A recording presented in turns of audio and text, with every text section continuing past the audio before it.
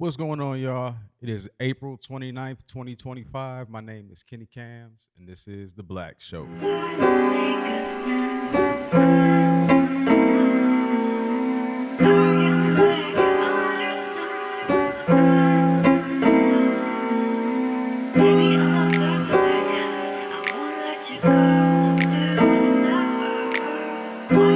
What's good, y'all?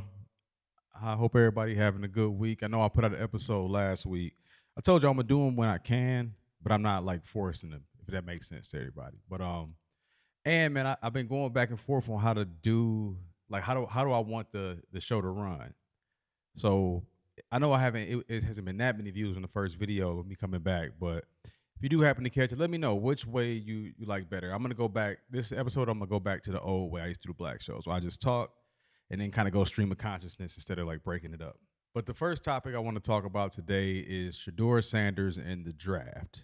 And I'm gonna break this down from like a coach's perspective. So from my background, I coached college football, I coached high school football. I'm actually a high school football coach again now. Played college football till I got hurt for a little bit, and then so I, I'm I've been in the coaching back rooms, but I also been in the locker room too. So I've been around the guys, but I also seen how everything is made behind the scenes too. So this is just my opinion on the subject. So the first thing I want to say is it was not a racial thing.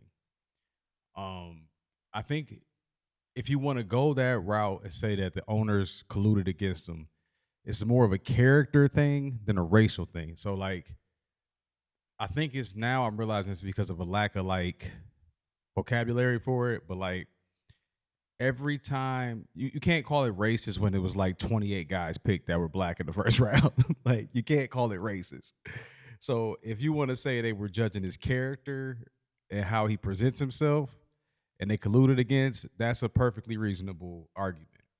But this is what I think it is personally. So is Shedeur Sanders a good college quarterback? I was having this conversation this weekend too. So was he a good quarterback? Yes. He's a good college quarterback.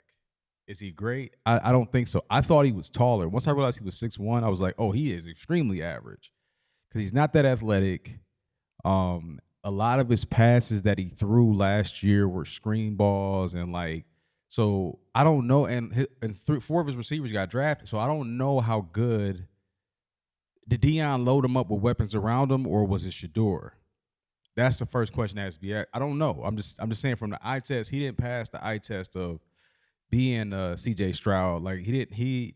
It's like he's a couple tiers below those guys to me. So did I think he was a first round pick? No. Did I think it was going to be a Bronny type situation where the media forced it and then somebody had to pick him? Yes, I did. But Mel Kiper screwed it all up because Mel Kiper made it completely obvious and nobody pushed back like that he was for sure most likely getting paid by somebody to push the narrative of like Cam Moore got drafted, they was talking about Shedeur Sanders. Everybody that got drafted, they was talking about Shedeur Sanders. So it was a weird energy to that whole night.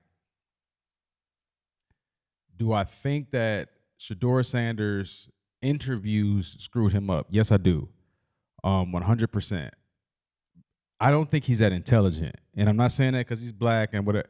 I hear him talk and the way that he speaks and like, yeah, it's really slow and you could say it's Southern, but I don't know if I'm buying that. But I don't think he's that intelligent, and I think that's what they found out in these meetings that like, oh, because at a quarterback at the NFL level, you got to be cerebral. Like you can see it in Cam Ward that like.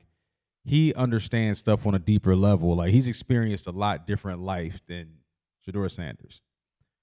Also, you don't want it's as a coaching staff, I wouldn't want that.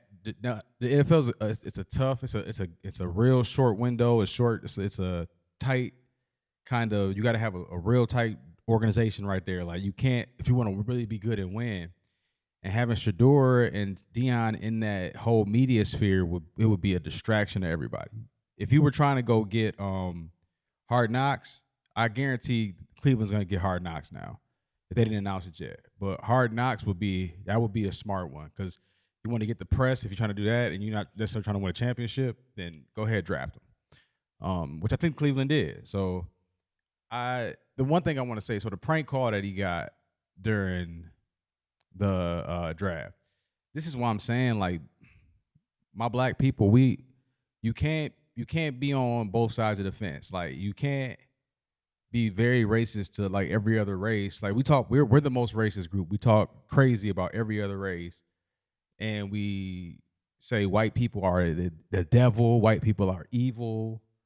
We make fun of the Asians and the Arabs that run the stores and the Indians in our neighborhoods. Like, so when something funny happens, like a prank call, we can't claim like, oh, they can't do that, because you can't claim that we being so sensitive when you're very insensitive about other people. That's narcissistic.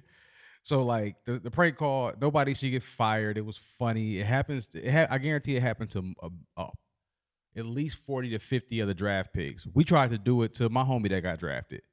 So you know what I mean? Like, we was call it like, so it's a funny thing. Chill out.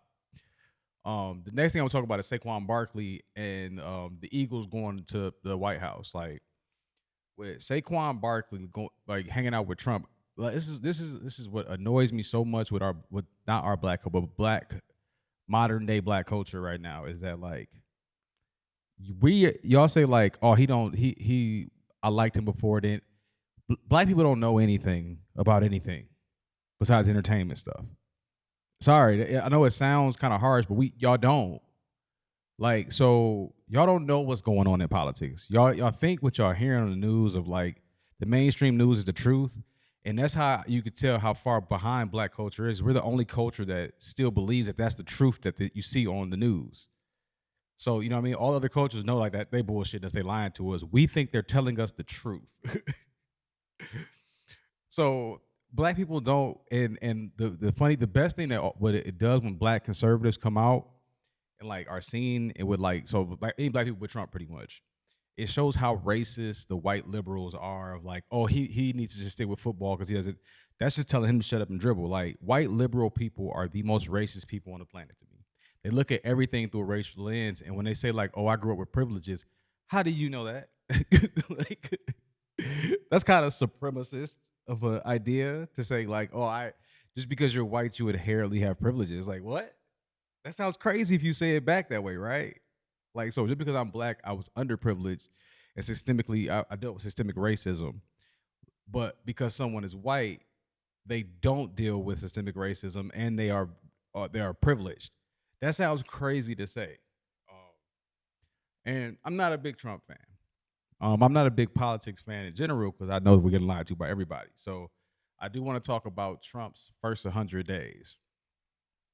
This is why I had that like meltdown on Facebook. My last day, like Facebook, uh, was the day after the election or the day of the election, because it was a couple people on there that was like shaming people for not voting, like, you stupid if you vote, and like, I don't take that shit kindly because I'm like, no, y'all don't even know what y'all voting for, like either side. And I was like, either side, like both sides are bad, real bad, and not for the reasons people think they were. Like, I'm not gonna get too much into that, but so I've been off of it since the fake Trump assassination attempt. I've been off of it since that, and in Trump's first 100 days, like, it's some good stuff he did, but all the stuff that, like, all the truther type stuff and like the woke type stuff that he was gonna do, you see none of it never really happened. And like everybody that just forgot about it and like on to the next thing, on to the next thing. Trump knows how to move the media needle. So he can change it to the next thing, the next thing, the next thing, because then nobody's forgetting that the JFK files and MLK and RFK files never really got released. Epstein still, like, it's so much January 6th. Like, it's so much stuff that he didn't do. Like, he did a little bit. He does the minimum he can to keep his base, and then then ignores the rest of it. So like I think it's 50-50. And when like the right side is like geeked up about these trade wars, like the thing is, that's what I'm saying, people don't know history. What happens before real kinetic wars? Kinetic means bullets flying. Trade wars happen. First is sanctions, first is trade wars, then it's kinetic war.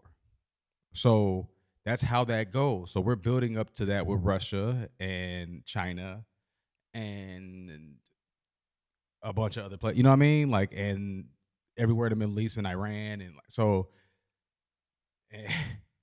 And the thing I say is, in war, people forget. Like, the rich people don't mind pushing war because poor kids go fight and die in them.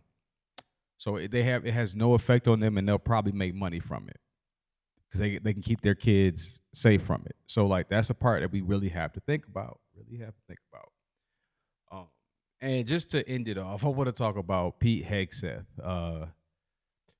That's just the Secretary of Defense. He's an idiot.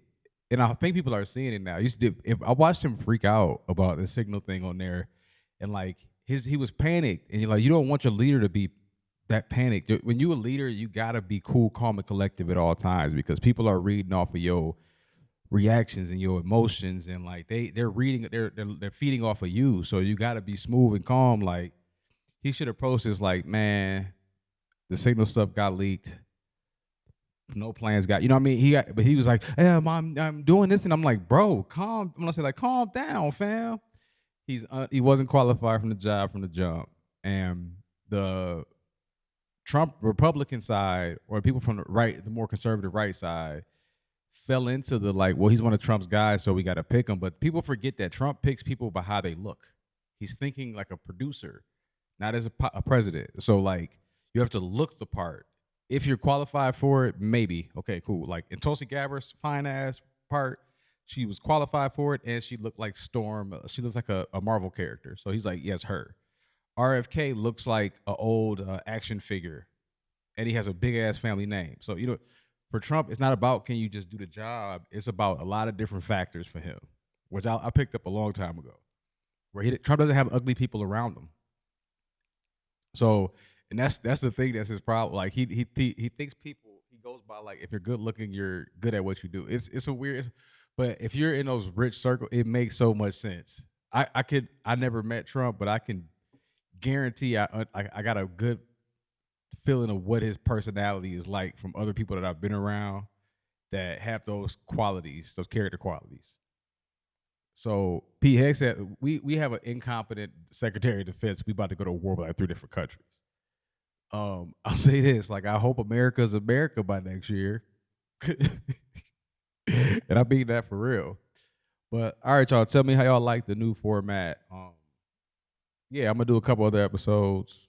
I'm not gonna do as much of the philosophical talking until we get more numbers on subscribers and all that up. Then I'll go back to kind of doing my talkie. But I gotta do this so that I can pull in more audience so we can do the talkie. So if you're still here, like, comment, subscribe. KennyKamz, y'all. I'm out. Peace. I barely made it. Just flew from Cali, you know I hate it. Kinda glad we ain't make it. I may have dropped the ball, but don't go chase it. But take a shot, cause I'm probably with it.